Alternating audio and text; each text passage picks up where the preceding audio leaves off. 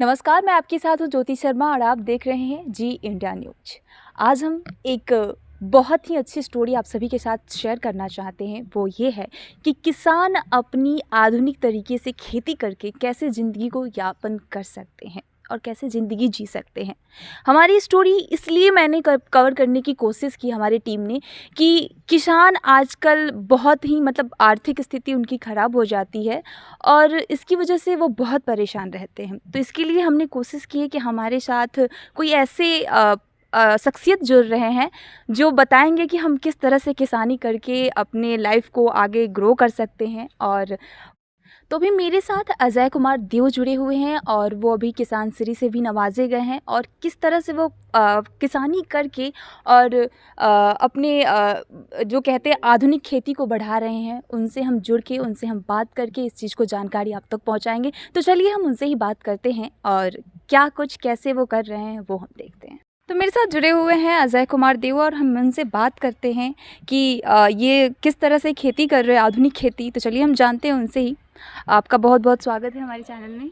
मैं थोड़ा अपने बारे में कुछ बताना चाहूँगा। जी।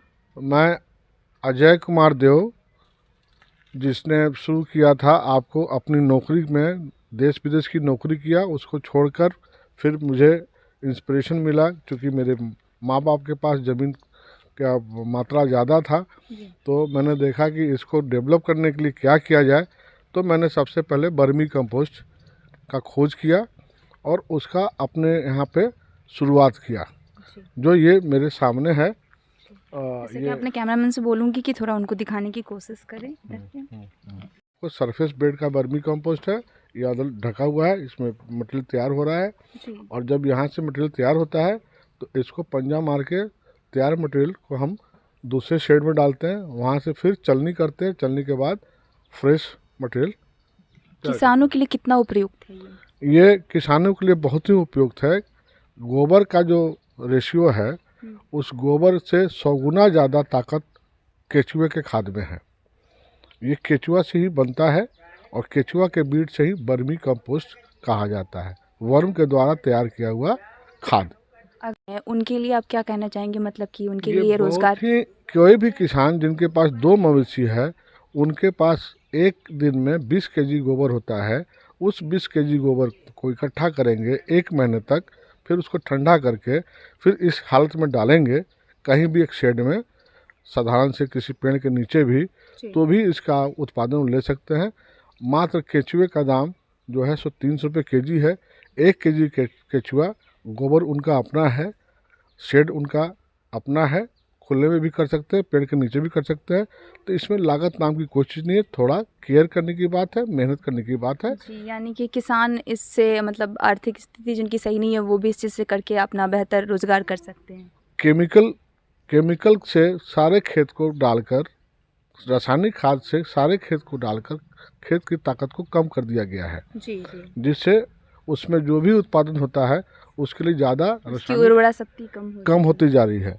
और यही जो खाद है, जो उसमें डालने के बाद धीरे धीरे पूर्ण रूपेण वो जैविक खेती कर सकते हैं और उनकी लागत जो पहले लगती थी उससे 50% नीचे चली जाएगी। जी, जैसा कि आपने बहुत कुछ अभी मैं दिखा सकती हूँ कि बहुत कुछ आपने उद्योग के लिए, किसान उद्योग के लिए किया है। तो और क्या कुछ है आपके अभी किसान में जो कर रहे हैं? समेकित खेती करता हूँ जी, जिसमें मैं पुदीना का भी खेती करता हूँ, मेंथा का भी खेती करता हूँ, खस भी लगा रखा है। एक वो भी तरीका है किसानों को डेवलप करने के लिए, चूँकि ज़मीन है उसमें ना मवेशी नुकसान करता है ना नीलगाय नुकसान करता है, आसानी से हो सकता है और वो अच्छे मात्रा में होता है और उसकी कीमत भी बाज़ार में मिल जाती है। जैसे कि पीछे जैसे कि हम दिखा सकते हैं, दिखाया कि वहाँ पे वर्मी कंपोस्ट तैयार हो रहा है। जब वहाँ से तैयार हो जाता है तो उसको वहाँ से ऊपर से निकालते हैं जी। और निकाल के फिर इस शेड में डालते हैं। और यहाँ के बाद से ये तैयार मटेरियल है क्या? ये तैयार है, बट ये फ्रेश किया हुआ मटेरियल नहीं है। इसको इस चलनी पर फ्रेश करते हैं और इसके बाद फिर इसको अंदर गोदाम में रखते हैं, क्योंकि इसमें धूप नहीं लगना चाहिए। अच्छा, ये भी पानी नहीं होना चाहिए। ओके। हैं, जिसके चलते उसकी जो मॉइस्चर है वो समाप्त जब जाती है। बरसात आती है तो फिर इसके बचाव कैसे करते हैं, क्योंकि पानी तो लग जाती होगी। तो सारे नहीं, इधर पानी तो नहीं रहता, पूरा शेड है, देख रहे हो आप, जी पूरा शेड बना हुआ है, जी जी। जिससे बरसात और धूप दोनों से बचाव करते हैं। पूरी तरह से तैयार करने के लिए कुछ इस तरह से करना होता है। चलिए हम उनसे ही बात करते हैं कि अभी तो पहले आपने दिखाया है कि वो भी पूरी तरह जैसे से मैंने तैयार नहीं दिखाया, हाँ वो मैंने दिखाया आपको कि वो चलनी के लिए रुका हुआ है। जी तो चलनी जब होगा तो उसके बाद जब चलनी हो जाता है तो जो आप इस गोडाउन में मटेरियल देख रहे हो आप, जी इस टाइप का होता है।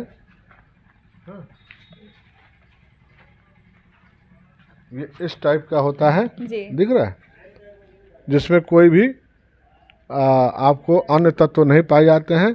और तब इसके बाद इसको बोरे में पैक किया जाता है और पैक करके फिर किसानों के पास जाता है। देख सकते हैं एकदम। भुरभुरा होता है, ये चाय पत्ती की तरह। अच्छा, ये सारे गोबर से बने हुए हैं। सारे गोबर से बने हुए हैं, ये सारे गोबर से बने हुए हैं। और आपको चाय पत्ती की तरह अगर बर्मी का चेक करना है तो सबसे अच्छा है कि आप बर्मी को उठाओ और पानी में डालो, एक मग पानी में डालो आप, तो जितना ऊपर सतह पर रहेगा वो बर्मी में कोई मिलावट नहीं है, और जितना नीचे बैठ जाएगा इसका मतलब उस बर्मी में कुछ मिलावट है। तो इधर चला हुआ है और उस साइड देख सकते हैं कि पैक्ड हो चुका है, यानी रेडी हो चुका है और वो जा सकता है, सप्लाई हो सकता है किसानों के पास। तो जैसा कि कहा इन्होंने कि अगर वर्मी को चेक करना हो तो पानी में डाल के देखिए, अगर पानी के ऊपरी सतह पे अगर रह जाता है तो वो सही है, वरना अगर नीचे चला जाता है तो वो सही नहीं होता है। तो आधुनिक किसान में एक और चीज़ जोड़ते हैं और ये है लेयर फार्म, और हम इसके बारे में जानकारी प्राप्त करते हैं कि किसान कैसे इसके माध्यम से भी अपनी आर्थिक स्थिति को सुधार सकते हैं। आइए अब इसके बारे में मुझे कुछ बताइए कि किस तरह से इसका फार्मिंग वगैरह आप लोग करते हैं। जिनके पास ज़्यादा ज़मीन नहीं है, हाँ कम ज़मीन वाले भी इस काम को कर सकते हैं। ये एक्चुअल में है किसान के लिए ही, ये भी किसान का खेत का ही उपज कहा जाता है। ये किसान से ही जुड़ा हुआ है। सरकार भी इस पर जोर देती है कि इसको किया जाए। बहुत सारे स्कीम आ गए हैं सब्सिडी से अंतर्गत, और बैंक भी मदद करती है। और मैंने भी इस सब का इस्तेमाल किया और मैंने शुरुआत किया। पहले मैंने ब्रूडिंग हाउस खोला, जो सामने है, वो सामने है, जिसमें 3 महीने तक हम उसमें बच्चा पालते हैं। उसके बाद फिर बच्चा ये सामने आप देख रहे हैं, जिसमें अंडा दे रही है मुर्गी, और उसके बाद इसमें लाते हैं, फिर इसमें 2 महीना तक पालते हैं। 5वें महीने से अंडा देना शुरू करती है, 1.5 साल तक ये अंडा देती है। इससे 3 मुनाफा है, एक अंडा, बीट, बोरा जो दाना का आता है वो भी बिक्री होता है, और ये चौथा जो ये मुर्गी जब निकलने वाली होती है तो ये भी 1-1.5 साल की हो जाती है। जब 2 साल की हो जाती है तो इसको बिक्री में चली जाती है, खाने के काम में आ जाता है। अच्छा, मतलब 1.5 साल की जब हो जाएगी, 1-1.5 साल की, तो मतलब सब तरफ से कहें तो मुनाफा मतलब किसानों को दिख रहा है आर्थिक स्थिति से। हाँ, इसमें एक ही है कि दाना और दवा का रेट आज के डेट में काफ़ी बढ़ गया है, लागत बढ़ गया है, उस हिसाब से मुनाफा कुछ कम हो गया है। और जो किसानों को जितना लागत लगा है उतना मुनाफा नहीं मिल रहा है। लेकिन सरकार अगर इस पर ध्यान दे तो रेट तय कर दे अंडे का, तो लागत से कोई मतलब नहीं है। अगर सही रेट मिले अंडे का तो किसानों को लाभ ही लाभ है। तो सरकार से आप क्या मांग करते हैं इसके सरकार से मांग करते हैं कि इस पर ध्यान दें और दाना से लेकर अंडे तक का रेट तय करें। तो मतलब सरकार से भी सहयोग इस चीज़ में चाहिए किसान को, ताकि बेहतर। सरकार से हम लोग को हमेशा उम्मीद कर रहे हैं, परेशान भी हैं। सरकार तक हम लोगों ने बात पहुंचाया भी है, लेकिन अभी सरकारी इस पर कोई कार्रवाई नहीं की गई। जैसे सब पदार्थ का एमएसपी लागू किया गया, इसका भी एमएसपी लागू हो जाए। तो अब किसानों से क्या कहना चाहेंगे? सब कुछ आपने सब कुछ बताया किसानों को। कहूँगा कि आप आधुनिक खेती करो, परंपरागत खेती को छोड़ो, तभी जाकर आप अपने परिवार को सही भरण पोषण कर सकते हो। और जो बच्चे चाहते हैं वो बच्चों को भी जगह मिलेगा आर्थिक स्थिति सुधरने के बाद। ये बायोफ्लॉक है, मेरे पास तालाब भी है, और ये बायोफ्लॉक मछली है का ये शेड है, जिसके अंदर हम जितने भी बिना चमड़े वाली मछली होती है, जैसे पंगासियस हुआ, सिंघी हुआ, इसको कोई भी किसान अपना शुरू कर सकता है। और ये सरकार के द्वारा भी सब्सिडी है, और उसको जो लगता कितने लागत कितने कितने तक सरकार के द्वारा सब्सिडी मिल सरकार का आपको 5 टब में 4 लाख का सब्सिडी है। अच्छा, यानी कि 8 लाख लागत में 50% सब्सिडी सरकार देती है जनरल में, और बाकी ST SC के लिए वो 70-75% है। ओके। तो ये किसानों के लिए बहुत उपयोगी हो सकता है, हम एकदम दिखा कम सकते हैं। जगह में, और इसके अंदर कोई भी नुकसान नहीं होता है, ना कोई चिड़िया खाती है, ना कोई ये जानवर इसमें घुस सकता है। जी। और ये आधुनिक टाइप से है, और ये 6 महीने में इसमें 100 आधा किलो से लेके 1 किलो तक का मछली तैयार हो जाता है, जो कि 6 महीने में लागत के मुताबिक दुगुना मुनाफा होता है। तो मैं अजय देव जी से कहना चाहूँगी कि वो थोड़ा सा इस चीज़ को भी दिखाएं कि किस तरह से इन्होंने खेती किया है, और वाकई में बहुत अच्छा देखने में भी लग रहा है कि किस तरह से क्या है।